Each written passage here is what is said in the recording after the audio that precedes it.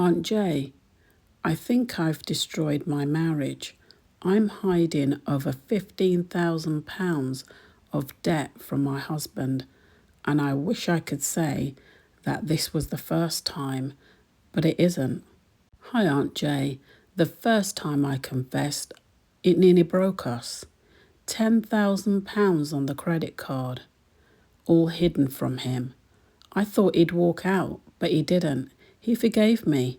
We worked side by side, sacrificed holidays, meals out, new clothes, just to get it cleared.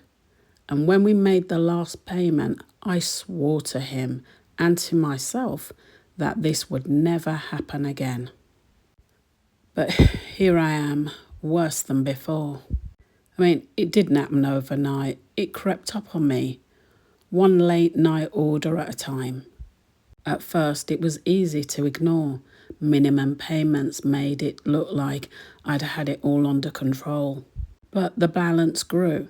The interest rates piled up.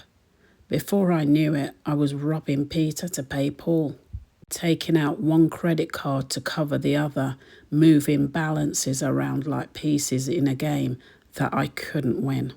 And then the phone call started. Unknown numbers flashing up on my screen over and over. Sometimes I'd answer, sometimes I'd just let it ring. My heart pounding as I pictured my husband overhearing, the calm, polite voice on the other end asking, when can we expect another payment? And me lying, promising money I didn't have. The letters are the worst. Brown envelopes with windows shoved through the letterbox. I snatch them up before my husband gets home. Most of them go straight into the drawer. Some I can't even bear to open. The ones I do, bold red letters across the page. Final notice, urgent, immediate payment required. Do not ignore. I've even had texts from the collection agencies. They just don't stop. The weight of this is just constant. I live in permanent fear that one day my husband opens the door and finds somebody standing there asking for money. The shame just eats me alive. He talks about saving for a holiday, maybe upgrading the car, and I just nod and smile while my stomach is in knots. He actually thinks we're finally in a good place. He has no idea I've been dragging us back under. And the worst part are the lies, saying, oh, that's an old outfit, when he notices something new. I've been hiding parcels in the boot of my car until he's at work and sneaking them into the house later. Deleting emails before he can see them. I feel like a criminal in my own marriage. And the things I bought, half of them are still in boxes. I don't even want them. The rush fades in seconds, and then the guilt sets in. I can't sleep some nights. I lie there staring at the ceiling, terrified of losing him. Terrified of what's going to happen when the truth comes out. He forgave me once. He was so calm and kind when I told him the first time. But this time, £15,000 after I promised him I'd change. I don't think he'll ever look at me the same again. And the longer I hide it, the worse it gets. I know the letters will keep coming. The calls won't stop. It's only a matter of time before the truth bursts out. And when it does, Aunt Jay, I don't know if my marriage can survive it. Let me be honest with you. You haven't just made a mistake. You've built a trap, and you're the one sitting in it. Debt doesn't creep quietly forever. It shouts, it phones your house, it sends red letters through the door. It knocks when you least expect it, and sooner or later, your husband is going to hear it. Now, he forgave you once, and that was rare. Most partners wouldn't have. But if you keep this hidden until the bailiffs or the collectors show up, it won't be about the money anymore. It'll be about trust. And trust is 10 times harder to rebuild than cash. So you've got one option if you want your marriage to stand a chance. Sit him down and give him the truth, the full truth, not bits of confessions and not half confessions, the whole lot, every card, every penny. Will he be angry? Well, of course he will. He'll feel betrayed as well, of course, but at least he'll be hearing it from you and not from a stranger at the door. That makes a lot of difference. And then after that, when it's all out in the open, you need proper help, because this isn't just about shoes and parcels anymore. This is a cycle you can't break on your own. Debt counselling, therapy, accountability, something real, not just another promise that you can't keep. You've got a choice. Rip the plaster off yourself or wait for it to be ripped off for you. One way or another, this secret's coming out.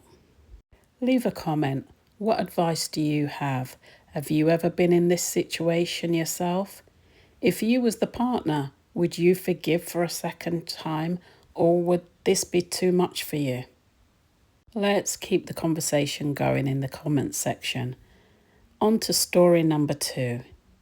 Aunt Jay, I've been sleeping with my best friend's husband for 2 years, and now I want him to leave her, even if it means ending our 15-year friendship. Hi Aunt Jay, I'm Sarah. I'm 37 years old, and my best friend is Emily. We've been close since uni, holidays, weddings, even our divorces. She's like a family to me. At least she was. 5 years ago, my own marriage ended because my ex cheated on me. I remember how heartbroken I felt, how small. I swore I'd never be that other woman, the one who ruins a marriage. But yet, here I am. After my divorce, I was at Emily's house a lot, and Mark, her husband, was always kind to me. He made me cups of tea, asked me about my job. He'd check in when I was down. It felt harmless. Then one day he started texting me directly. Little things at first, memes and jokes. How's your day going? I told myself it was nothing. But it wasn't nothing. 2 summers ago, Emily had one of her big barbecues. She went upstairs to settle the kids, and I stayed behind in the kitchen helping Mark tidy up. We were laughing about the mess and the jokes at the barbecue. And then he kissed me. For a half a second, my brain screamed to me to stop, but I didn't. I kissed him back, and that was the start. After that, it snowballed. Coffee meetups, work lunches, hotels, when Emily thought he was away on business. At first it felt exciting, like I was finally wanted after years of feeling invisible. But the guilt, God, the guilt. Sitting across from Emily, drinking wine, hearing her say that she felt Mark was distant. She'd ask me, "Do you think he still loves me?" And I'd smile. I'd lie straight to her face while knowing the truth.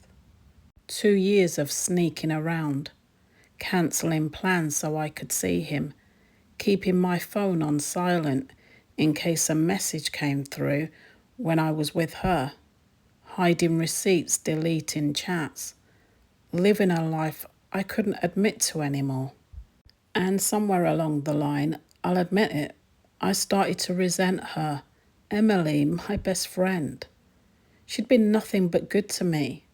But when I see her laugh with him, touch his arm, sit beside him, it burns me. I told myself it should be me. Last month I told Mark I can't do this anymore.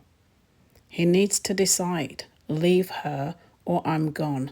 I can't keep being a secret. I can't keep sitting in Emily's kitchen pretending to be her best friend while living like this behind her back. I know people will call me a selfish homewrecker, and maybe I am, but I love him. And I just need to know if I've been risking everything for nothing, or if he'll finally choose me. Aunt Jay, I don't know if I'm about to gain the man I love finally, or lose the only family I've ever really had. Oh, Sarah, let me tell you straight. You've taken a knife to two things that mattered most in your life: your friendship and your self respect. You've sat at this woman's table, ate her food, listened to her pour her heart out about her husband. And all the while, you were sneaking around with him. You call it love, but all I can see is cheating. And here's the part you just don't want to face. If he's lied to his wife for 2 years, what makes you think you're safe? What happens when the excitement wears off for you and you're the one sitting at home wondering where he is? Do you really believe that he won't do the same thing to you that he did to Emily? You talk about how you love him, but let's be honest, if he loved you back in the way you think, he would have made a choice already. 2 years, and he's still in her bed every night, still letting you sneak around in the shadows. That's not love, that's convenience. You've been the easy option, not the chosen one. And don't kid yourself about Emily. That friendship's gone. The second she finds out, is finished, and she'll never forgive you. And quite frankly, she shouldn't. 15 years of loyalty and friendship, and you've thrown that away for hotel rooms and excuses. So now you're at a crossroads. Either you carry on waiting for him and watch your life shrink into secrets and scraps, or you walk away and accept that this man was never going to give you what you wanted. Because love isn't meant to be hidden in text messages or stolen in kitchens when your best friend is upstairs. Love is out in the open, and until you face that, you'll keep mistaking drama for devotion. Well, those are my thoughts. Have you ever found yourself in any of these situations? What advice do you have, and how would you deal with it? Let me know in the comments section below. Thank you for watching, and subscribe for more true stories like this. I post every single week. But until next time, guard your heart and protect your peace.